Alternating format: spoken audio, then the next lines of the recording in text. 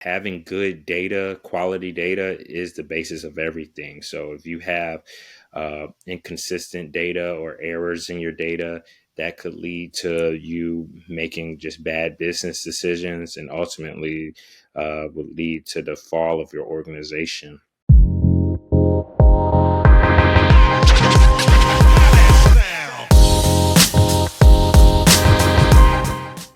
Welcome to the Unknown Options, a place where we explore the unknown options. My name is Will. Today with me, Prince. Prince, it's great to have you here. Give us a rundown on who you are and what you do. Hey, my name is Prince Newsome. I'm a data governance analyst, and I started my career out in financial services, and currently I'm still in financial services, and I'm happy to be here. Thank you. Your journey is important, so we want to highlight the good, the bad, and the ugly. For someone who might not know, what is a data governance analyst? Data governance analyst is a role where pretty much you're responsible for ensuring that the company you work for has quality and reliable data, whether that be data they're using or data they're creating. You want to make sure that the data is up to a certain standard. Um, so, as an analyst, you might be responsible for helping create policies and procedures around how data should be used or managed or even disposed. And also, with those policies and procedures, you're responsible for enforcing that they are met by the different business units across the enterprise. Okay, I love that. How did you get started in data governance? Well, my journey to data governance is kind of long. So, pretty much, I started out graduating with an accounting and finance degree. After doing an accounting internship, I found it kind of uh, boring to say the least. So, I wanted something a little more exciting. So, luckily for me, there was a role where I had to come into the bank that I worked for and look at their reporting. So it was more of a data analytics role. I didn't have a data analytics background, but this was something that definitely intrigued me. And so, in that role, we went around to different groups within the bank and we looked at their reporting and we made determinations on whether that reporting should be automated. Maybe it was reports that they were creating but just weren't using anymore. So, we would dispose of those reports. And that was pretty much the whole entire associate program, just looking through those lines of businesses and seeing what reports we could change. From that group, I went to a business process governance group. There, I got a lot of experience creating dashboards, utilizing BI tools like Tableau. Uh, Also, a lot of process mapping, helping groups create their business processes through Visio and also helping them document their data lineage, pretty much just showing how reports were being created and where the data was coming from. So after that role, I tried to find a more in-depth data analytics role, but being that I had been in the bank pretty long, a lot of the roles that I were looking at were senior data analytics roles. And just going through the interview process, I found that there was a learning curve as far as what they expected from a senior data analyst versus one that was just starting out. And so I did have some SQL experience from creating dashboards, but it definitely wasn't enough. And a lot of the positions I was looking at were focused on things like Python and R also. So um, then I started looking for more risk based positions because just being in that governance group, that's kind of what I had in my background. And so that led me to data governance. And this was perfect for me because I do like working with data. And since I've had the risk experience, it was a perfect intersection of both of those things. And so that's how I decided to pursue this role. Okay, I love that. You said a lot, but you dropped a lot of nuggets there. I want to back up a little bit. You said that you double majored, had an accounting degree. Is an accounting degree necessary to work in financial services or a bank? No, definitely not. I think maybe if you're trying to get into something specific like audit, an accounting degree would be beneficial. But I've seen over the years people with really any type of degree, even arts degrees, history degrees. Really, the thing is just getting your foot in the door in financial services. And then, as they always say, is not really what you know, is who you know. And that's how you can really move around and get into the group that you want to.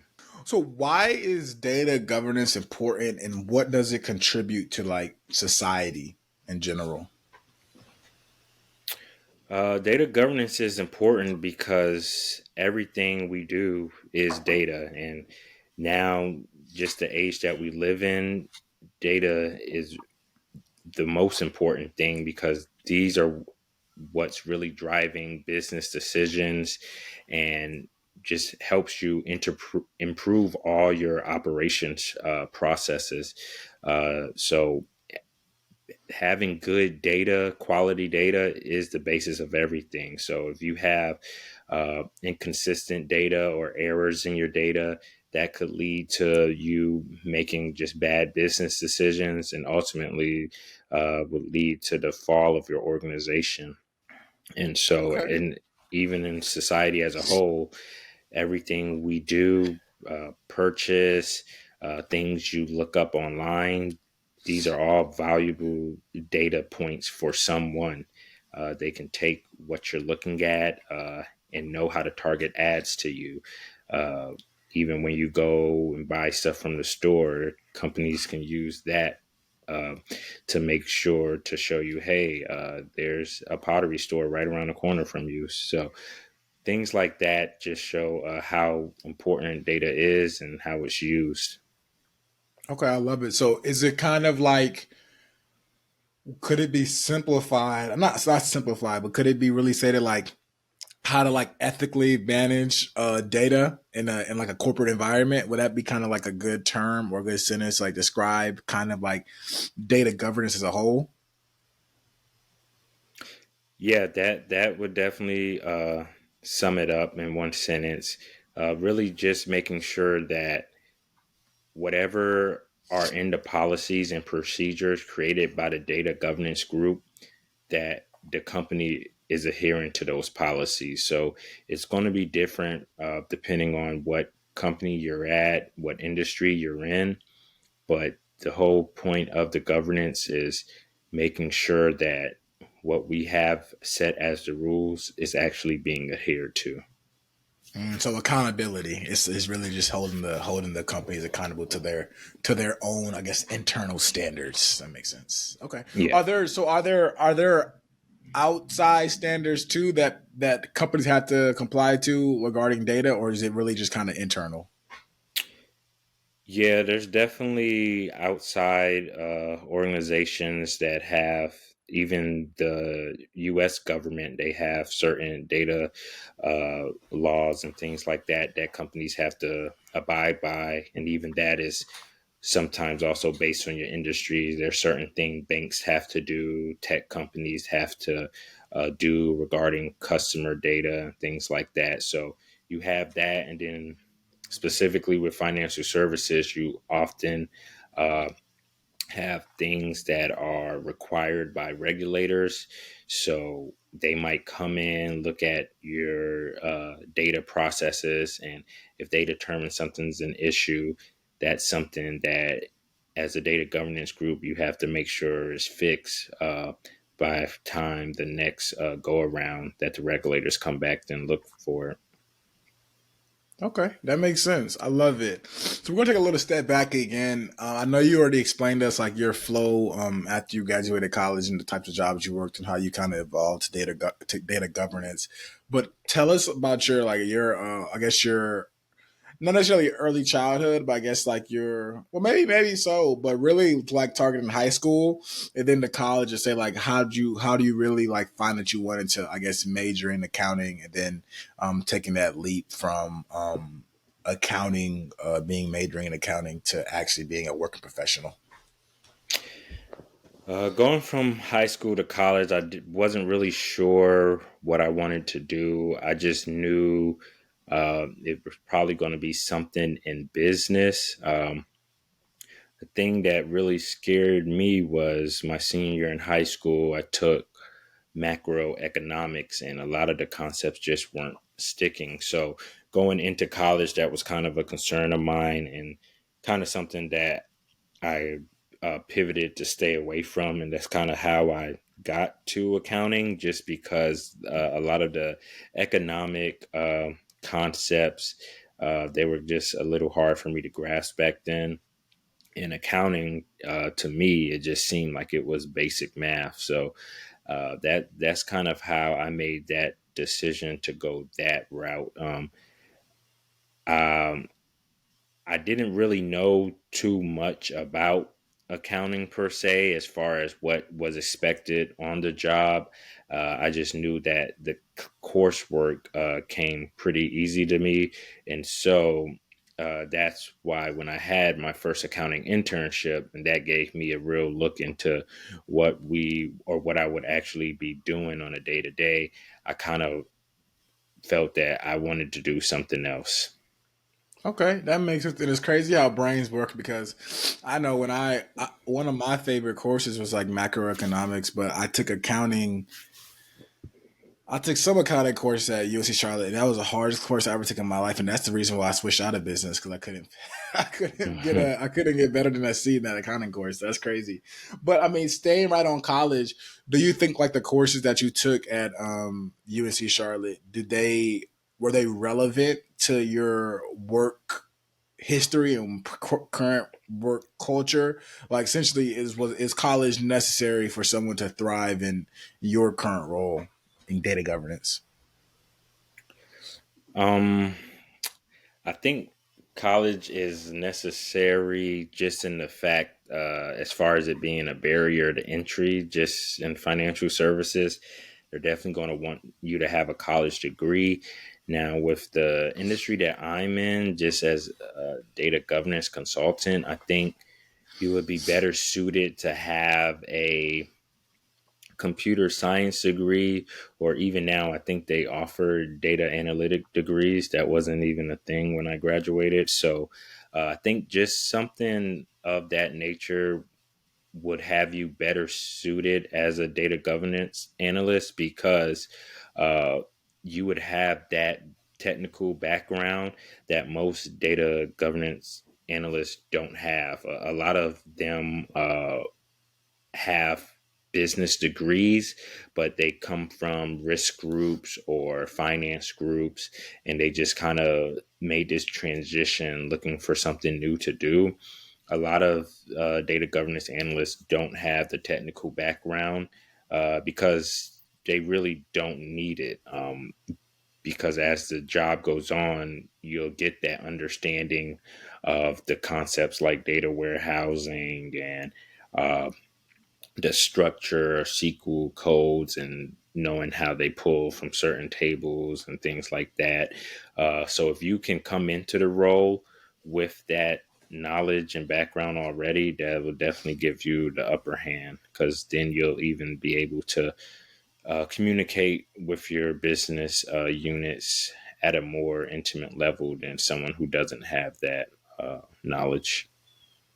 Okay, I love that answer. And you kind of hinted on something when you were speaking about the barrier to entry to financial services is kind of a degree. Do you think that standard will stay put in the future, or do you think eventually like people without a degree will be able to like work in financial services industry? Hmm. Uh, Yeah, I don't really see that changing too much. What I do see changing is a lot of people are opting for more certifications as opposed to getting their master's degree. So I definitely see that trend starting to pick up. But I think the bachelor's degree is probably always going to be the best bet to get in somewhere. And now I know they do offer like data um, certificates from boot camps and things like that. And I think that would probably be good if you're going into something directly that's a data analyst role.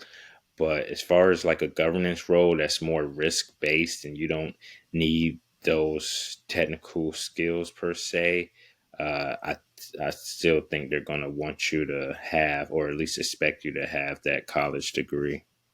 Okay, that makes perfect sense. Give us your day to day as being a data governance analyst. My day to day, I'll usually have a bunch of meetings with different business units. And pretty much what I'm doing is I'm looking at their reports that they have and tracing the data back to the source. So that may be an application.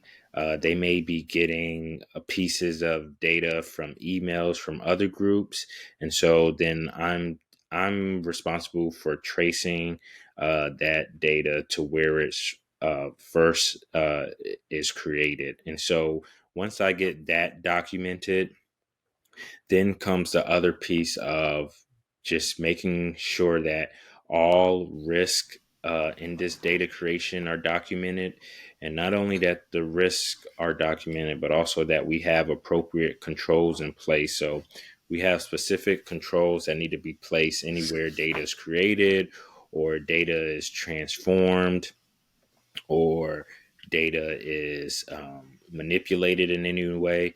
This way, we know that the data that's being created is the same data that's being shown in the final stage in that report.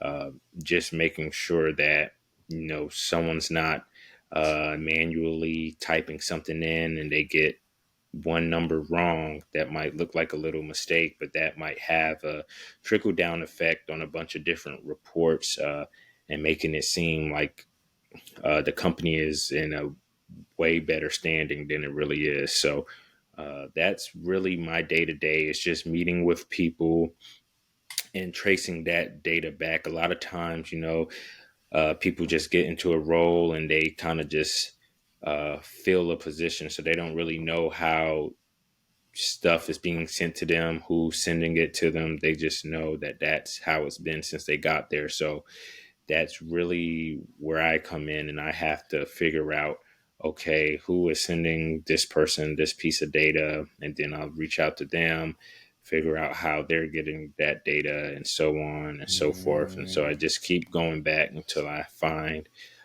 where the data was initially created. okay, I like that. That's interesting.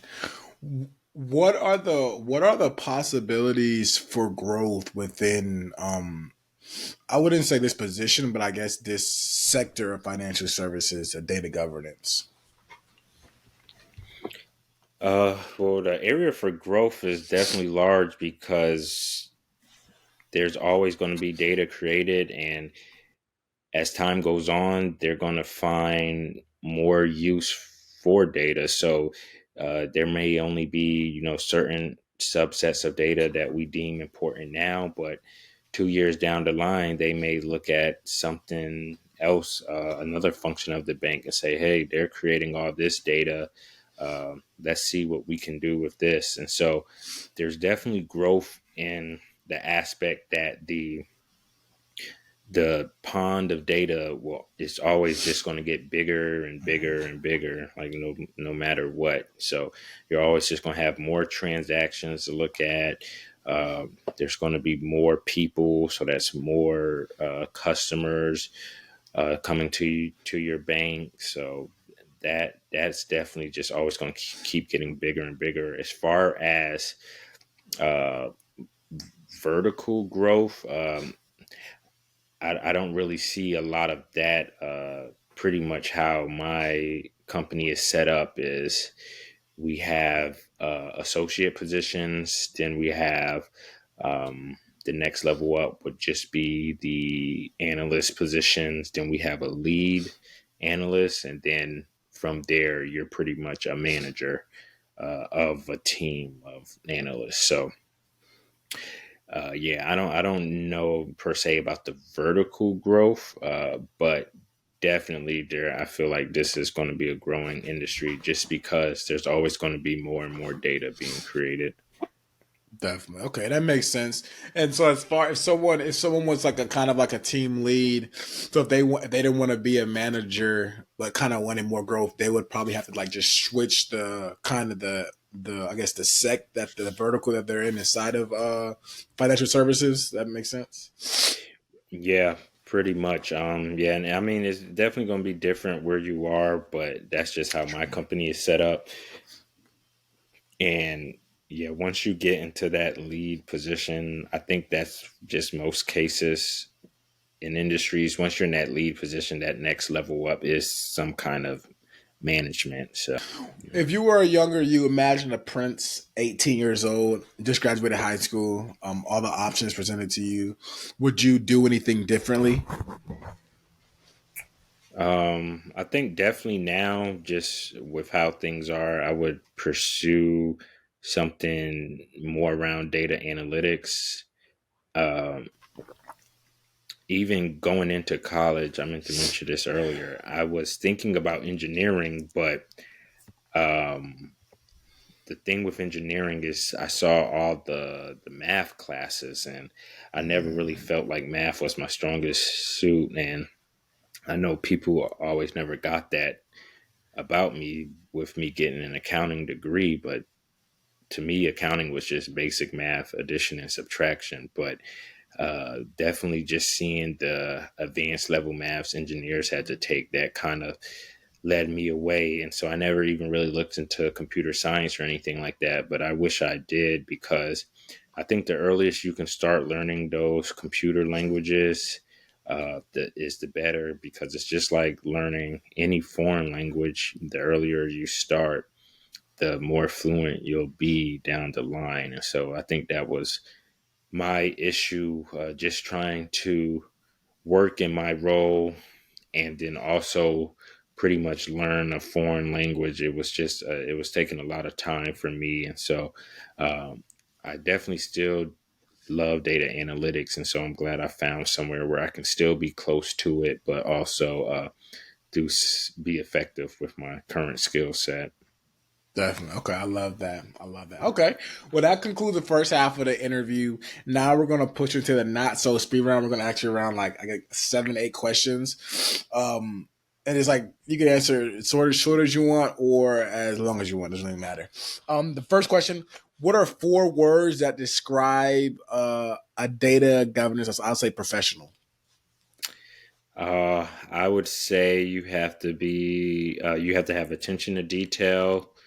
You have to have good communication. You're going to be talking to various stakeholders all the time. You have to be knowledgeable about your data governance program because not only are you going to be talking to people, but people are going to be reaching back out to you, and you're supposed to be the subject matter expert of the governance. So you need to be able to answer any questions they have. And also patience with data governance. A lot of people that are outside the program, they don't really know what to expect or what you're expecting of them. So you have to just be patient and learn to work with people, figure out what's the best ways to interact with them, and proceed accordingly. You explain them while you're saying it. What's a profession that data governance is most like another profession? Mm, I would say I would say it would be a mix between a process engineer and an auditor. I would say process engineer because a lot of the data lineage work is pretty much building out business processes at a deeper level. Um you have like a conceptual uh, model, which is like your high level, and that would be pretty much representative of a business process. Like when a customer comes in the bank, he gives the bank a check, the teller deposits the check. With data lineage, we would actually dig deep into those data points, where the teller is entering the information, what application that is, what table that goes to, and what is that application feeding into, things like that. And I would say audit also because, as I mentioned before, you're making sure that these groups are adhering to whatever policies and procedures are in place. So you're going back and checking and making sure that everything is going on like it's supposed to be. Okay, I like that. I like that. It's very detailed.